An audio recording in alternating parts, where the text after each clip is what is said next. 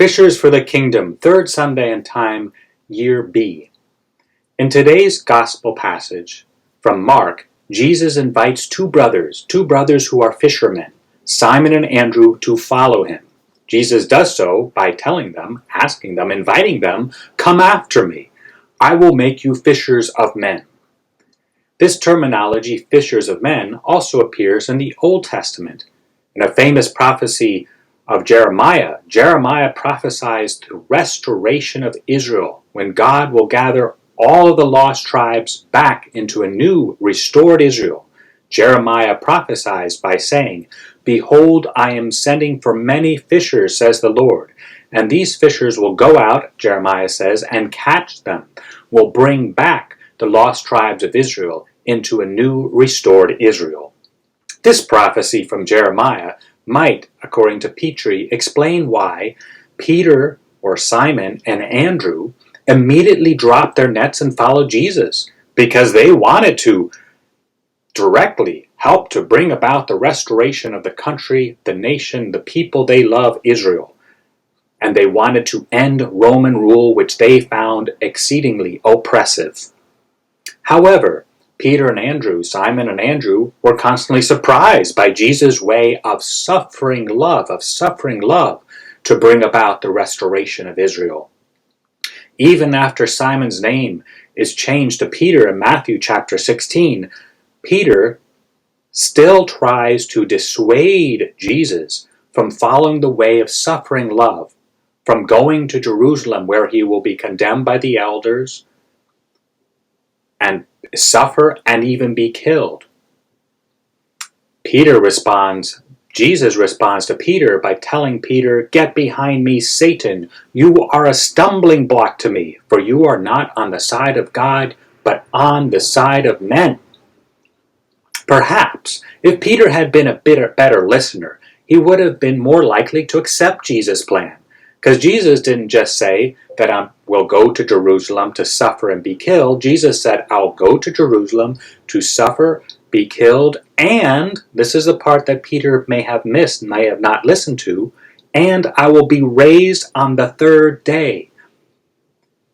Yes, there is suffering, there is death, but that is the way for Jesus to triumph. That is the way for Jesus to restore a new Israel through his resurrection after he suffers, after he dies on the cross.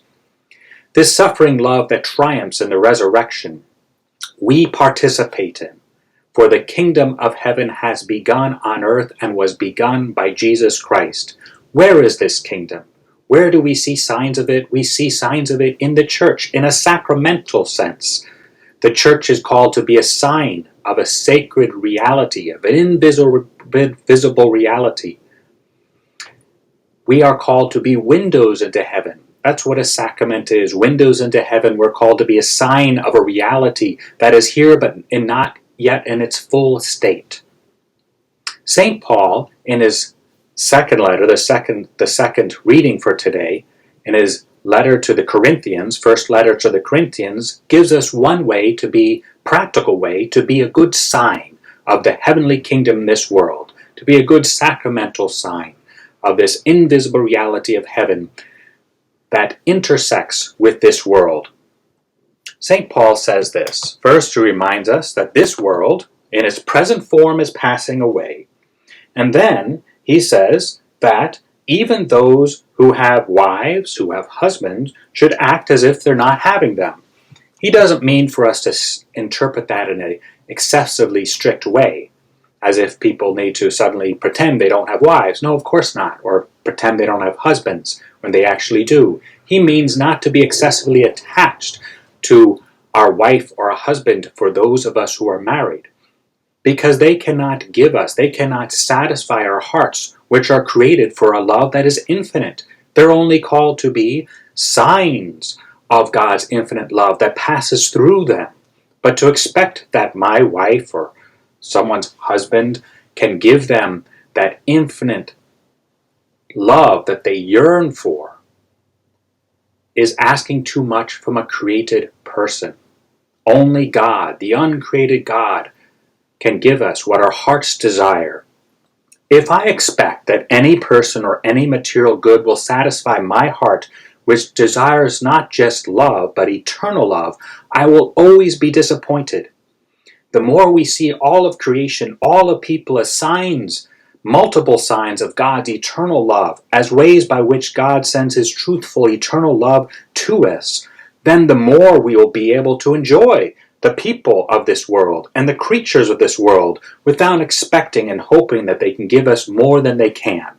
Only God and His eternal love can satisfy our restless hearts, as St. Augustine so beautifully says in his Confessions. God bless.